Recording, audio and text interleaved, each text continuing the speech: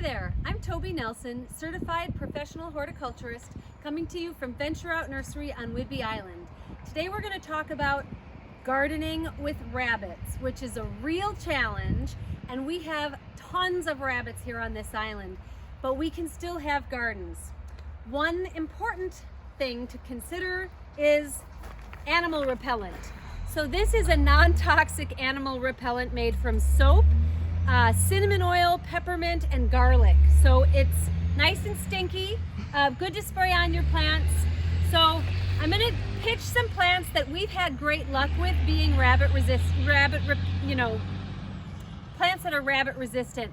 But I always recommend a negative first introduction. So for about the first 2 weeks, anytime you introduce a plant into a garden where wildlife is, so deer and rabbit are common pests, I recommend spraying it heavily with the repellent so that they get the impression at first that this isn't anything they want to try.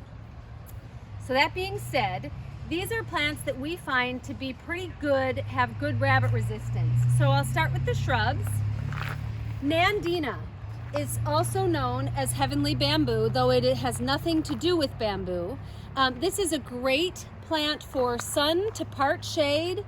It offers loads of color and texture from the garden. The new foliage emerges in colors of reds and oranges. Usually they green up a little bit for the summer, and then they are back with flames for the fall. Abelia are a wonderful choice for the garden. This one is Abelia radiance, and you can see from its beautiful sunshiny foliage why it's called that. These can become tall shrubs, like 4 to 6 to 8 feet tall, and they do flower. They usually have colorful emerging foliage, and they are semi-evergreen in our climate. So gentle winters in the Pacific Northwest, they'll be evergreen. If we get a tougher winter, they'll lose their leaves, but they always come back. In the back, we have Eleagnus, which is a great shrub for sun or part shade. And I love the marble variegation on this foliage, and also the undersides of the leaves are shiny and metallic-y silvers and golds.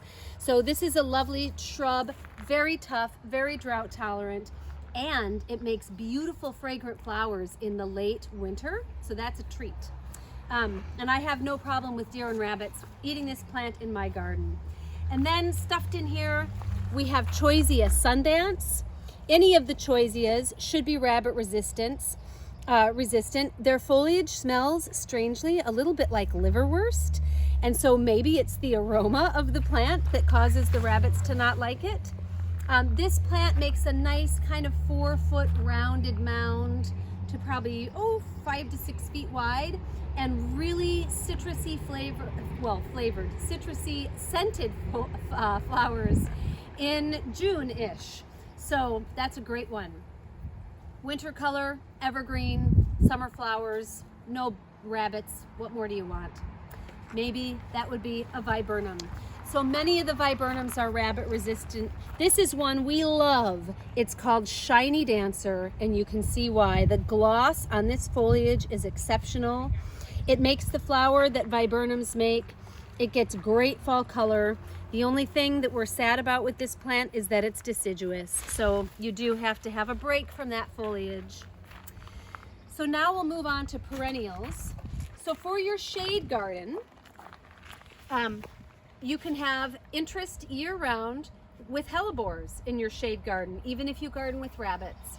So they make a nice yellow, or not yellow, like creamy or pink or white flowers in the winter when we all need flowers. So they're also great for attracting pollinators to your garden on those warm winter days.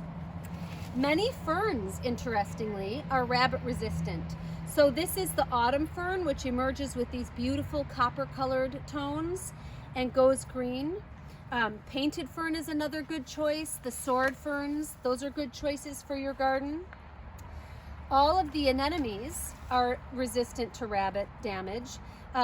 This happens to be one called Lucky Charm, which makes a pink flower in the late summer, early fall. But the foliage is so interesting on this plant. It's reddish with purple undersides, so that's a lovely accent. So this would be good for sun to part shade. Lady's Mantle, this is June and this is flowering now. So Lady's Mantle is this beautiful chartreuse froth that the rabbits stay away from. The foliage is soft, and in the rains, a little beautiful mercury bead of rainwater will land in these rounded foliage, and that's a lovely accent for the garden. And then last for the shade garden, our pick is barrenwort or epimedium, and many of them are great. There's many of them, and they're all great for rabbit resistance. They offer flowers in the early spring, usually very interesting foliage colors and shapes and veinings. They will often go green for summer, but that emerging spring foliage is just lovely in the garden. They're a great clumping ground cover for dry shade, which is also nice to know. All right, so I'll come now to the other side of our cart and talk about rabbit resistant perennials for sun. Although I missed one of our little sub shrubs. So Daphnes are great if you garden with rabbits, and they are so delicious for the gardener. Excellent fragrance. This one is called Eternal Fragrance, and I don't think I could have a garden without this plant. So, sun-loving, deer-resistant, rabbit-resistant perennials, also deer-resistant. Catmint or Nepeta. This is one of my all-time faves. Blue flowers all summer. Super tolerant of crummy soils, drought-resistant, great plant. All the salvias are great for gardening with rabbits. This one happens to be Caradonna, but the rabbits really don't favor any salvias. So there's a range of colors that you can use. Salvias like Full Sun, they're also very tolerant of drought, so they're great environmentally responsible plants. The penstemons are another group of plants that offer many different floral options. This one happens to be purple, but they come in corals and pinks and blues, lots of colors. Russian sage or Perovskia is another great rabbit-resistant perennial with spires of blue flowers, lovely silvery foliage, also deer-resistant. We have yarrow, Aquilegia, not Aquilegia, that would be columbine.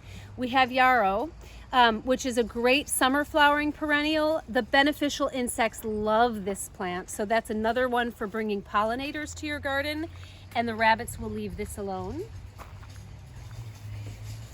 A new plant that I've been loving, new to me, are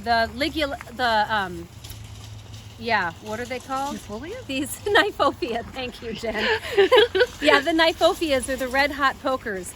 So this one is a citron, and it's this nice limey yellow, but they come in oranges and reds, and the rabbits don't leave them, and they're just this shining blaze in the garden, and the bees love this plant. So this is another good one for pollinators.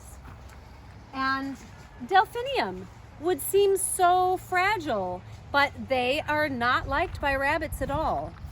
So that's a beautiful way to bring spires of flower color to your garden. And the last plant that I have to share with you today as we talk about rabbit resistance is mint. So many of the aromatic herbs are not loved by rabbits, and mint is one of them. So you can grow yourself some nice tea in your garden and sip the cup of tea and curse the rabbits, but not if you grow plants from this group. So I wish you luck gardening with rabbits. Thanks for tuning in. Happy gardening.